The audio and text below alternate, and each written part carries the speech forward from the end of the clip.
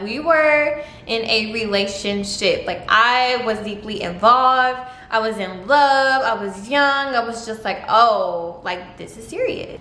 Ended up losing my virginity, child, in a 5-star hotel. I'm not mad at it. He would ask me to try to make certain cash deposits into a certain account and then try to promise me that I would get this amount of money back in return for doing so. Not only did I find him, I see a picture of a woman holding a child. I randomly get a phone call from an unknown number, and it's somebody calling me from jail.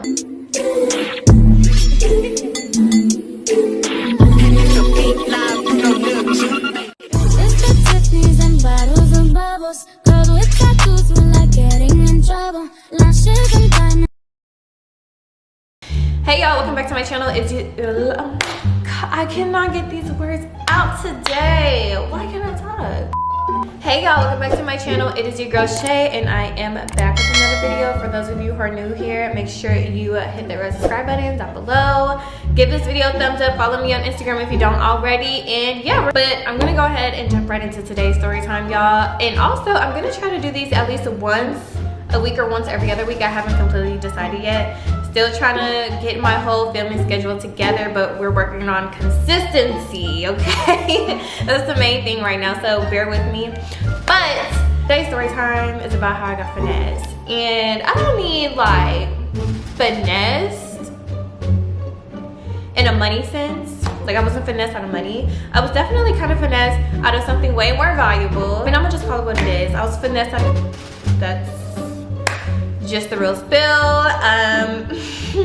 Yeah, anyways, this story started when I was in high school, and I think this was a little bit after I had moved to California, but I was still visiting Texas a lot, spending time with family and friends whenever I could, especially during holiday breaks. So during our Christmas break, I came to Texas, and me and my friends decided to go to the movies. You know, when you're in high school, that's like the thing to do, especially the little AMC theaters. They used to be jumping back in the day. Like, that was a spot. We wouldn't really care about watching movies. We would just go there to hang out, go out to eat, and go home. Like, that's all we could do, especially if you had strict parents. Every weekend, let's go to the movies. Like, so that's what it was. So we ended up going to see a movie, and while we're there, you run into this group of dudes. And there was one little dude, one little daddy or whatever, who happened to catch my eye. We're gonna call him Cannon. I don't know. We're gonna call him Cannon. That's the only name I can think of right now. So I'm seeing Cannon for the first time, and he's with this group of guys. They look decent or whatever. They looking at me and my friends looking at them, and they are like a good looking group. Cannon and I were just talking, chopping it up. We get each other's number, and I want to say this is when Instagram like first started becoming a bit popular. I sound kind of old. Ooh, do I sound kind of old? So me and him exchanged Instagrams, and we got each other's phone number, and we would text, you know, pretty much all the time, and then getting to know each other for the most part. And then I let him know, hey, I actually don't stay down here no more. I stay in California, but I am visiting. I visit often, and he was like, okay, that's cool. California, never been there. The rest of the time that I was there, we were literally hanging out damn near every single day. Me and him got to know each other a lot during that little time period. We will literally be on the phone all night, even while the other person sleep.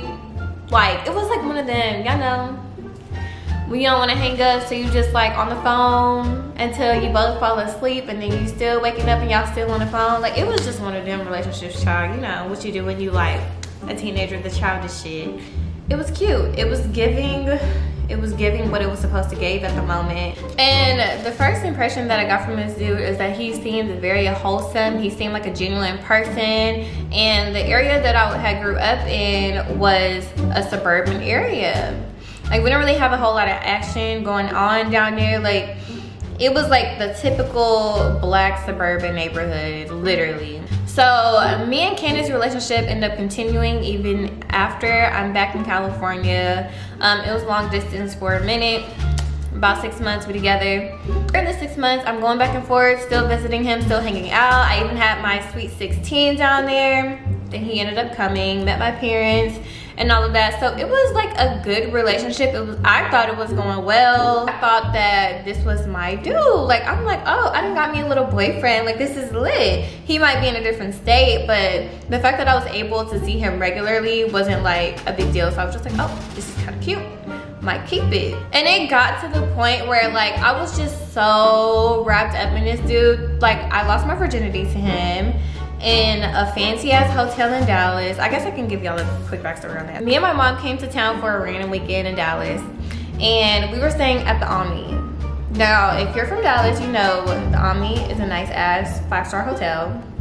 It gives luxury, it's very expensive. We were staying there, and my mom actually went downstairs to the bar to have dinner with my uncle. So it was just me in the room by myself, and I don't even know how I got away with this. Like, it's so bold.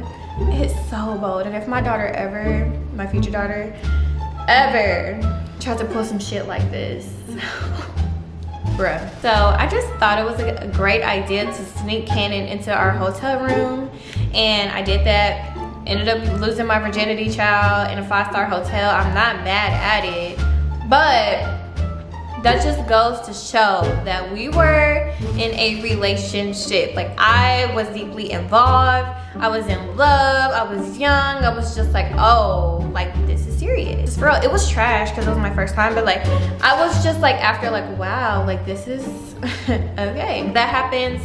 He leaves the hotel. My mom comes back. She's looking in the curtains. Low-key, I feel like she knew, because right after he left, she came in the room. It was just so odd. She was just looking behind curtains, and she still doesn't know that, like, yeah, it was a nigga in there for sure to this day, unless she watches this video. In that case, girl, I don't know what she was thinking for real. Ugh, if my daughter ever. Anyways, so at this point, we 6-7 months into the relationship, still talking every day, so you know, everything's fine, everything cool. Slowly over time though, I kind of started noticing that he was involved in some weird shit. He didn't even come off as the most thuggish type of dude. He didn't come off that like at all, because like I said, we were literally in the suburbs, black suburbs. He didn't look like he was wrapped into any of that. He would ask me to try to make certain cash deposits into a certain account, and then try to promise me that I would get this amount of money back in return for doing so. And look, at that age, I might have been a little slow, but I wasn't no dumbass bitch. Like, no, that don't even sound trustworthy. The fuck, I don't play with my money even at that age. No, I'm not gonna send you no money for nothing. That was the first red flag that I really just got about him, but I didn't really have any like cold hard evidence that he was just out in the streets. Because like I said, I was living in California, so I'm only seeing what I'm told from him and what I see on Instagram, because we don't have any mutual friends. I don't know your folks like that, like his family. Like, I'm just getting the information that I get from you. You know, every time he would ask me that, and it was only a couple times, but every time he would ask me, in the back of my mind, I would be like, is this nigga scamming? But I always just checked it up to look, I don't need to know. Like, that ain't none of my business. If you scamming, you can scam. But as long as I'm not wrapped up in it, it's not my issue, it's not my problem. So everything's fine, but there is one day where I just don't hear anything from him. He's the type of dude to like just wake up hella early just to tell me good morning and good night, and check on me throughout the day, call me throughout the day to see how my day's going, what I'm up to and all of that. Didn't hear anything from him. And that went on for about a week. So I'm just like, is he ghosting me? Like, did I just get broken up with? Did he have another female? Like, I'm not really understanding what's going on. I'm thinking the nigga done died or something. I just really have no clue. And I can't do anything about it because I'm all the way in California. And I was so tempted to find a reason to tell my parents, like, okay, can you book me a flight? I need to go down there. But something was telling me it's not even worth the energy. This nigga's on something. And that was just a gut feeling. But something was just telling me Cannon is really not shit, I promise you. I'm checking his social medias, haven't posted anything. I'm checking his friends' social media at this point. His friends haven't posted anything about him. And so I just don't know what to think. Like, everything was going fine in my eyes, and then all of a sudden I just don't hear from you. Like, that's very weird. And I'm toe up because that was my first time ever getting ghosted. Only time really, because what the fuck, I don't get ghosted, no cap though. But that was the first time a nigga just has blatantly ignored my calls, texts, voicemails, all of that, and I felt down bad. I was just like, wow, this is it. Like, this is what ghosting feels like. This is what it feels like when a nigga don't like you for real. Wow. Like, he really hasn't said nothing, bro. In my mind, I just kind of decided, look, he don't want to be with you for real. If he did, he would have said something. He would have called you. He would have texted you, letting him know, or just letting you know that he's okay. He would have said something at this point. So I'm like, all right, well, been a week. He don't want me, clearly, so I'm single. I declare my young self single at that point, because wait for who? I'm in California. Do you see these niggas out here? No. Realistically, which should have been the thing in the first place, but I kind of liked him. I really did like him, so I was kind of ignoring the California niggas at that time. Dumb. Just over it. But I don't know what prompted me to like start digging into his life, but there was one day where I was just like, look, I want some answers. I'm curious. Is he dead? Like, what happened? I decided to just type his name in on Facebook, and I ended up finding him, which was very interesting. Now, I just want to say, I didn't get a Facebook until like a couple years ago, so I had not been on that app like that. Wait, I probably have. I probably got an old ass Facebook account, but I wasn't really on it like that. If anything, I was on Instagram because that was a new thing at the time. My heart told me, you need to go do some FBI investigating, bitch. Like, something not adding up here. What's up? Typed his name up, Cannon, in Facebook, find him. Or back in the day, people didn't like to use their real name as a Facebook name. It would always be some goofy shit. So I ended up finding him anyway. Not only did I find him, I see a picture of a woman holding a child, and he was tagged. I'm just a bit curious, like, why is my boyfriend tagged in a picture of a woman holding a newborn? That's a bit odd. Let me click on this whole page real quick. Click on her page. They got family photos, hella pictures of the kid that literally looks just like him on the page. Imagine my shock to know that my nigga, who I've been with for like 7 months, got a whole newborn, like fresh out the coochie newborn. Fresh out the coochie. It took me a minute and I had to do the math, but the math still wasn't mathing. Like, and it's the fact that she was calling him baby, saying stuff like, we're so happy we have a family, my boyfriend this, my boyfriend that, he's such a good dad. And I'm like, baby. And I'm just like, what the actual fuck did I just get myself into with this dude? What? He has never mentioned anything to me about having someone that was pregnant. Even if it was just an old fling, I had never heard anything about it. And then you have a freshly born baby. Usually that's like the happiest day of a parent's life. You're telling me you didn't even think to mention that to your girlfriend? Well, like, hell, am I even your girlfriend? I feel like the side bitch. I don't even know like what I am at this point. So I'm just like, wow. You have a girlfriend and a newborn baby, sir. So I was just very surprised. I was like, whoa. I didn't know anything about this. You have a girlfriend that you have a child with. Oh no, baby, I'm sorry. Like, especially at 16, I'm not gonna be playing stepmama. And even if, no, I couldn't. Up on further research and investigation, because y'all know when females really want to find out some information, we're gonna find it out.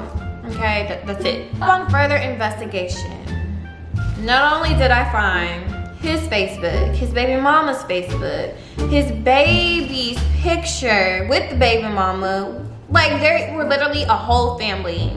A whole family. I don't know, I guess I just didn't expect that, because I thought it like would be something that's worth mentioning. Like, okay, hey, you're my girlfriend now, we've been together for a minute. I think this is at this point that I could tell you that I've been dealing with somebody in the past, and no, this is still a family. This is still very much so a relationship.